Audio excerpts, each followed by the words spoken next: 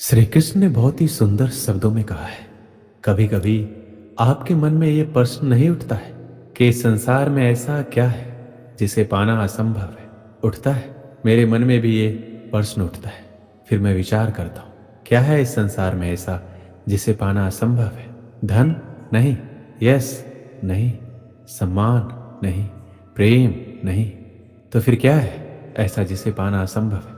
तो इसका उत्तर है अपनी स्वयं की भूल, अपना स्वयं का दोष जो कभी किसी को नहीं मिलता।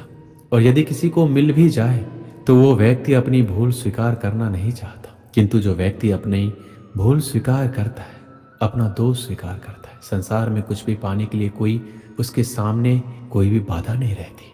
इसलिए आत्मविश्वास अवश्य रखिए, प्रयास करते रहें कि आपसे कोई भूल ना हो, किंतु आत्म मंथन भी। और यदि आपसे कोई भूल भी हो जाए तो उसे स्वीकार करें, उसे सुधारने का प्रयास करें, आपका जीवन अधिक आनंदमय हो जाएगा। श्री कृष्ण ने कहा है कि हम व्यक्ति एक कठपुतली है जो कि आते हैं इस दुनिया में और चले जाते हैं। उसके ना तो आने का समय निश्चित रहता है और ना ही जाने का समय निश्चित रहता है। एक सीमित सीमा के लिए आते हैं और इस दुनिया से चले जाते हैं। इस बात को श्री कृष्णा अपनी इन पंक्तियों में कहते हैं कि व्यक्ति मिट्टी से ही बना है और वह मिट्टी में मिल जाता है। उसका अस्तित्व सिर्फ इतना ही है। इसलिए व्यक्ति को लोभ लालच की भावना नहीं रखनी चाहिए, क्योंकि ना तो वह कुछ लेकर आता है और ना ही वह कुछ लेकर चला जाता है। वह जिंदगी भर काम करता अपने दूसरों के लिए और मरने के बाद वह दूसरों के लिए ही सब कुछ छोड़ जाता है। इसलिए हमें लोभ लालच की भावना छोड़कर सदाचार की भावना अपना लेनी चाहिए, क्योंकि इसी में सारे जगत की भलाई है। श्री कृष्ण कहते हैं इस दुनिया के लोगों की यही परेशानी है कि वह किसी ना किसी बात को लेकर चिंतित रहते हैं और दूसरों की जिंदगी पर नजर डालते हैं और देखते हैं उनकी जिंदगी कितनी आसान है, कितनी अच्छी है, पर वह अपनी जिंदगी की बुराई करते रहते, चिंता करते रहते। हर व्यक्ति को जीवन में किसी न किसी बात की चिंता परेशानी रहती है, पर उसे अपनी जिंदगी कभी अच्छी नहीं लगती, उसे दूसरों की जिंदगी अच्छी लगती है, उसी पर उसकी नजर रहती है।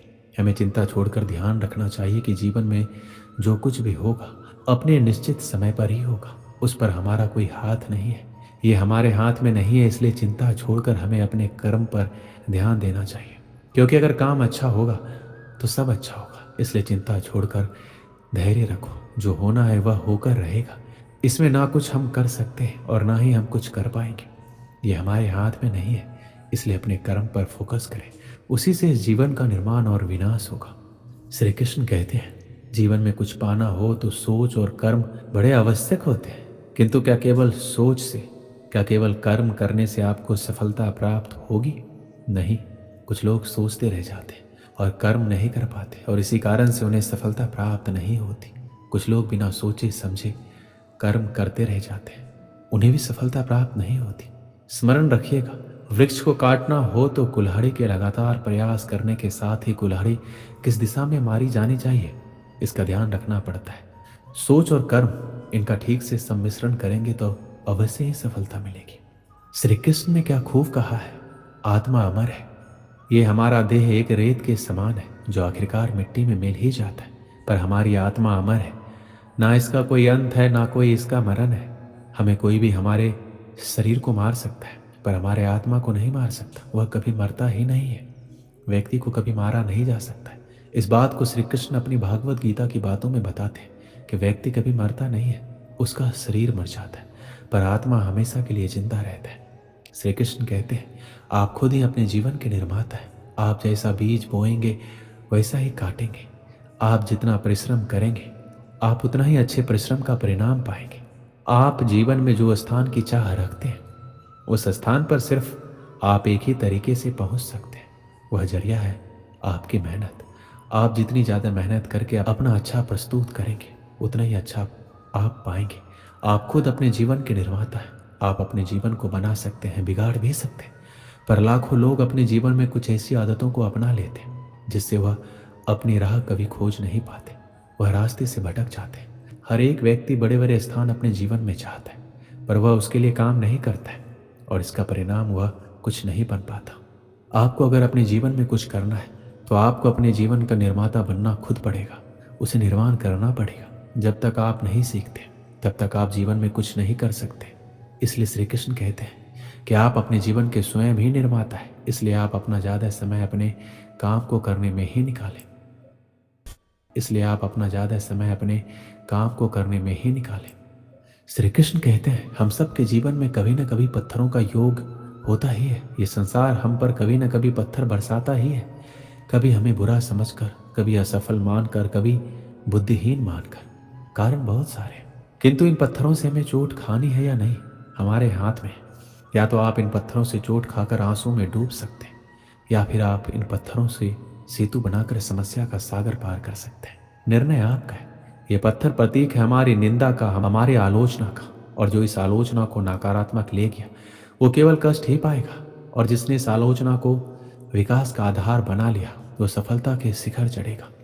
इसलिए स्मरण रखिएगा, आलोचना आपका शत्रु नहीं, आपका सबसे बड़ा मित्र है।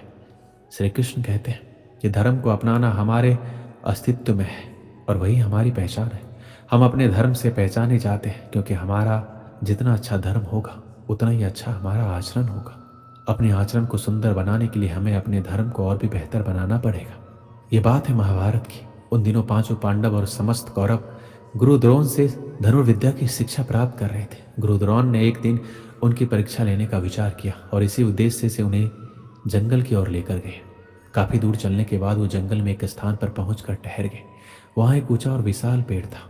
गुरु द्रोण ने पांचों पांडव और कौरव से कहा कि आज उन सबके धनुर्विद्या की परीक्षा है, जो देखना चाहते हैं कि अब तक उन्होंने जो कुछ उन्हें सिखाया है उसमें वो कितने निपुण हुए हैं। पांडव और कौरव तैयार हो गए। गुरु द्रोण ने पेड़ पर एक नकली चिड़िया लटका दी और सभी राजकुमारों से बोले, तुम्हें पेड़ पर लटकी चिड़िया की आंख पर निशाना साधना है। सभी तैयार हैं? पांडव और कौरव राजकुमारों ने हामी भरी। गुरु द्रोण ने सबसे पहले युधिष्ठिर को निशाना साधने बुलाया। धनुष बाण हाथ में लिए युधिष्ठिर आगे आगे। गुरु द्रोण ने पूछा, क्या तुम तैयार हो? युधिष्ठिर ने हाँ में सिर हिलाया। तब गुरु द्रोण ने पेड़ की ओर संकेत करके पूछा, बताओ तुम्हें उस पेड़ पर क्या दिखाई दे रहा है? गुरुदेव, मुझे एक बड़ा पेड़ दिखाई दे रहा है जिसकी कई शाखाएं फैली हुई है। शाखाओं पर हरे हरे पत्ते हैं। पेड़ पर चिड़ियाओं ने घोंसला बनाया हुआ है। आपने एक डाली पर एक नकली चिड़िया लटकाई है।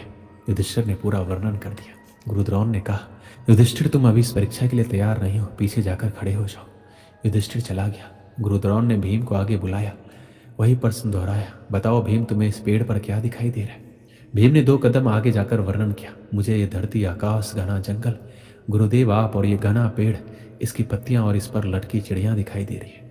गुरु द्रोण ने कहा, भीम अभी तुम इस परीक्षा के लिए पूरी तरह तैयार नहीं हो, पीछे जाकर खड़े हो जाओ। उसके बाद गुरु द्रोण ने एक एक करके नकुल और सहदेव तथा दुर्योधन सहित सभी कौरव राजकुमारों को बुलाया और वही सवाल किया। सबने वही उत्तर दिया, पेड़, शाखाएं, पत्ते, चिड़िया। गुरु द्रोण ने सबसे यही कहा, अभी वो इस परीक्षा के लिए तैयार नहीं है और उन्हें निशाना लगाने नहीं दिया। अंत में अर्जुन सामने आया। गुरु द्रोण ने वही प्रश्न दोहराया, बताओ अर्जुन, तुम्हें क्या दिखाई दे रहा है? अर्जुन ने बांध चढ़ाकर उत्तर दिया, बस मुझे चिड़िया की आंखें दिखाई दे रही है गुरुदेव। गुरु द्रोण ने कहा, निशाना साधो। अर्जुन ने निशाना लगाया और बाण ने चिड़िया की आंख को बेध दिया। गुरु द्रोण ने सभी राजकुमारों को समझाया कि जब आप किसी लक्ष्य के प्रति प्रयास कर रहे हैं तो पूरा ध्यान लक्ष्य पर होना चाहिए। लक्ष्य के सिवाय कुछ भी नहीं दिखाई देना चाहिए। यही किसी भी लक्ष्य को प्राप्त करने का मूल मंत्र है। एक साथ कई कार्यों में उलझे रहोगे तो कभी भी लक्ष्य प्राप्त नहीं कर पाओगे। इसलिए अपना ध्यान सिर्फ और सिर्फ लक्ष्य पर लगाओ। इसलिए सफलता प्राप्ति के लिए पूरा ध्यान सिर्फ अपने लक्ष्य पर होना चाहिए। दोस्तों, इस वीडियो में बस इतना ही। मिलते हैं अगली वीडियो में। अपना ख्याल रखिएगा। धन्यवाद।